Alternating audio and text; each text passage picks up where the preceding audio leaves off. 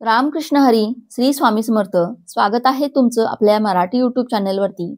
स्वामी महाराज तुमच्या मनातील सर्व चांगल्या इच्छा पूर्ण करोत ही स्वामीचरणी प्रार्थना करते आणि आजच्या या नवीन व्हिडिओला सुरुवात करते.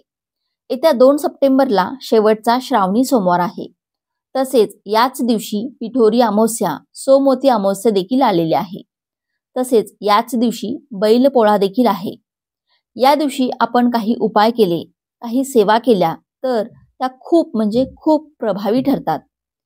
पिठोरी अमावस्येला पितरांना स्नान, दान, पूजा आणि नैवेद्य यांना विशेष महत्त्व आहे. पिठोरी अमावस्येला पितरांना तर्पण केल्याने पितृदोषापासून होणाऱ्या त्रासापासून मुक्ती मिळते असे मानले जाते. अमावस्या तिथी ही 2 सप्टेंबरला सकाळी 5:21 पासून प्रारंभ होत आहे, तर 3 सप्टेंबरला सकाळी 7:24 समाप्त होत आहे. तर पंचांगानुसार पिठोरी अमावस्या श्रावण महिन्यातील कृष्ण पक्षातील अमावस्येला येते. याला श्रावण अमावस्या, पोळा अमावस्या तसेच दर्श अमावस्या असे देखील म्हटले जाते. या पिठोरी अमावस्येला विशेषतः गर्भवती स्त्रिया आपल्या मुलांचे रक्षण करण्यासाठी उपवास करतात. ज्या जोडप्यांना संततीची इच्छा आहे त्यांनी या दिवशी माता पार्वतीची पूजा करावी. पार्वती पूजेमध्ये नवीन कपडे, दागिने आईला अर्पण केले जातात. पूजास्थळ फुलांनी सजवले जाते. या दिवशी उपवास केल्याने मुलांना उज्ज्वल भविष्य मिळतं असे मानले जाते. घरातील पितरांना देखील सुख शांती प्राप्त होते. या दिवशी श्रावण महिन्यातील शेवटचा श्रावणी सोमवार देखील आहे. त्यामुळे या दिवशी आपल्याला उपवास, व्रत हे देखील करायचे आहे. या दिवशी आपण काही उपाय करायचे आहेत की ज्यामुळे आपल्या घरामध्ये सुख शांती समृद्धी येईल. तसेच आपल्या घरामध्ये सततचे आजारपण चालू राहत असेल किंवा भांडणतंटा, वादविवाद होत असतील तर ते देखील दूर होईल. तसेच दुःख, दारिद्र्य, अडचणी सर्व काही संपुष्टात येईल. संकटे येणार नाही असं होऊ शकत नाही, पण आपण संकटांचा वेग मात्र नक्की कमी करू शकतो. तसेच आपण मेहनत करत असतो, पण मेहनतीचे फळ आपल्याला काही केल्या मिळत नाही. मग आपल्या कष्टाला नशिबाची साथ मिळावी यासाठी या दिवशी काही उपाय करायचे आहेत. तर कोणते उपाय करावेत हे आपण आजच्या या व्हिडिओमध्ये पाहणार आहोत. त्यासाठी व्हिडिओ हा संपूर्ण पहा. तुम्ही जर चॅनलवरती नवीन असाल तर सबस्क्राईब करा आणि असेच माहितीपूर्ण नवनवीन व्हिडिओ पाहण्यासाठी बाजूच्या बेल आयकॉनलाही प्रेस करा. म्हणजे जेव्हा कधी मी नवीन व्हिडिओ अपलोड करेन तेव्हा त्याचं नोटिफिकेशन सर्वात आधी तुमच्यापर्यंत पोहोचेल आणि तुम्ही एक पण व्हिडिओ मिस करणार नाही. परंपरेने पोळा हा सण पिठोरी अमावस्येला साजरा केला जातो. पोळा हा सण मुळात शेतीशी संबंधित आहे. हा शेतकऱ्यांचा सण आहे. शेती आणि त्यांच्या कार्याचा गौरव करण्यासाठी हा सण साजरा केला जातो. जेव्हा शेतीचा हंगाम संपतो तेव्हा शेतीचे सर्व पैलू साजरे केले जातात. काही मान्यतेनुसार अन्नमाता या दिवशी गर्भधारणा झाली होती असे मानले जाते. या दिवशी भात शेती दुधाने भरतात म्हणून हा सण साजरा केला जातो. पोळा हा सण सर्वच वर्गावर प्रभाव टाकतो. या दिवशी प्रत्येक घरात खास पदार्थ बनवले जातात. या दिवशी मातीची खेळणी, मातीचे बैल बनवले जातात. बैलांना शेतीच्या प्राथमिक साधनांनी सजवले जाते. त्यानंतर त्यांची पूजा केली जाते.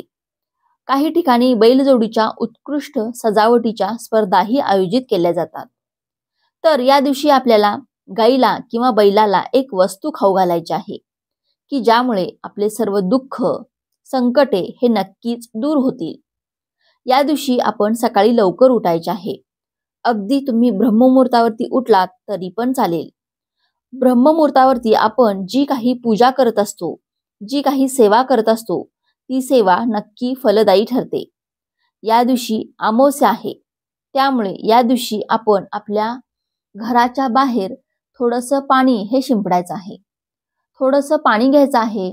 त्यामध्ये चिमूटभर हळद टाकायची आहे, थोडंसं गोमूत्र टाकायचं आहे आणि असे पाणी आपल्या घराबाहेर शिंपडायचे आहे. यामुळे कोणतीही नकारात्मक ऊर्जा आपल्या घरामध्ये प्रवेश करत नाही. ती आपल्या घराच्या बाहेरच राहते. तसेच या दिवशी आपण आपल्या घरामध्ये फरशी पुसत असतो त्यावेळी त्या पाण्यामध्ये थोडीशी हळद, मीठ, गोमूत्र आणि पिवळी मोहरी ही टाकायची आहे आणि याच पाण्याने आपल्याला फरशी पुसायची आहे. यामुळे आपल्या घरामध्ये असणारी नकारात्मक ऊर्जा देखील दूर होत असते. आणि जर तुम्हाला या दिवशी या गोष्टी करणे शक्य नसेल तर तुम्ही घरामध्ये चारही कोपऱ्यांना गोमूत्र हे शिंपडायचं आहे. यामुळे नकारात्मक ऊर्जेचा वास आपल्या घरामध्ये राहत नाही. आपल्या घरामध्ये जर नकारात्मक ऊर्जा असेल तर आपण कोणतेही काम करा ते काम फलदायी ठरत नाही. त्यामध्ये अनेक अडचणी, अडथळे, संकटे ही येत असतात. या दिवशी आपल्याला गाईला एक वस्तू खाऊ घालायची आहे. अगदी यासाठी तुम्हाला गोशाळेमध्ये जाण्याची वेळ आली तरी पण तुम्ही तेथे जाऊ शकता किंवा जर जवळपास कुठे बैल असेल तर बैलाला देखील ही वस्तू खाऊ घालू शकता. तर आपल्याला एक चपाती बनवायची आहे. आपण आपल्या घरामध्ये चपात्या बनवणार आहोत त्यामध्ये पहिली चपाती आपण घ्यायची आहे. किंवा जर तुम्ही या दिवशी पोळ्याचा सण साजरा करणार असाल, पुरणपोळी बनवणार असाल तर पहिली पुरणपोळी आपल्याला घ्यायची आहे. चपाती किंवा पुरणपोळी तुम्ही घेऊ शकता. चपाती घेतली असेल तर चपातीवरती आपल्याला थोडासा गुळाचा खडा घ्यायचा आहे. त्यानंतर थोडीशी हळद देखील या चपातीवरती टाकायची आहे. हळद ही भगवान विष्णूंना अत्यंत प्रिय आहे. माता लक्ष्मीला देखील हळद आकर्षित करत असते. आपला गुरुग्रह देखील हळद बळकट करत असते. त्यामुळे हळद ही टाकायला विसरायचं नाही. तसेच थोडंसं शुद्ध तूप टाकायचं आहे. गाईचं शुद्ध तूप तुम्ही टाकू शकता किंवा म्हैशीचं टाकलं तरी पण चालेल. त्यानंतर चपातीवरती आपल्याला थोडेसे काळे तीळ देखील टाकायचे आहेत. काळे तीळ हे पितरांना समर्पित आहेत आणि या दिवशी अमावस्या देखील आहे. अमावस्येच्या दिवशी आपले पित्र पृथ्वीवरती येतात आणि ते कोणत्या ना कोणत्या रूपामध्ये येतात. मग गाय असेल, कुत्रा असेल, कावळा असेल या रूपामध्ये ते येत असतात आणि आपली सेवा कोण करत आहे तर ते देखील पाहत असतात. त्यामुळे आपण या दिवशी पितरांची सेवा तर करायचीच आहे, पण आपण गोमातेला या वस्तू खाऊ घालायच्या आहेत. जर तुम्ही पुरणपोळी घेतली असेल तर पुरणपोळीवरती तुम्ही फक्त काळे तीळ टाकले तरी पण चालेल. तसेच चपाती घेतली असेल तर चपातीवरती गुळासोबत थोडीशी भिजवलेली हरभरा डाळ देखील टाकायची आहे. म्हणजे चपातीवरती थोडासा गुळाचा खडा, भिजवलेली हरभरा डाळ, चिमूटभर हळद, शुद्ध गाईचं तूप आणि थोडेसे काळे तीळ हे सर्व टाकून त्या चपातीला घडी घालायची आहे आणि एक तांब्याभर पाणी घेऊन गोमातेकडे जायचं आहे. तिथे गेल्यानंतर गोमातेच्या पायावरती थोडंसं पाणी टाकायचं आहे. गोमातेला हळदी कुंकू अर्पण करायचं आहे आणि गोमातेला दिव्याने ओवाळायचं आहे. त्यानंतर गोमातेला ही चपाती खाऊ घालायची आहे. तुम्हाला जर हातातून चपाती खाऊ घालणं शक्य असेल तर आवर्जून हातातून चपाती खाऊ घालण्याचा प्रयत्न करा. जर गोमातेने तुमचा हात चाटला तर तुमचं दुर्भाग्य हे दूर होऊन तुम्हाला सौभाग्य प्राप्त होईल.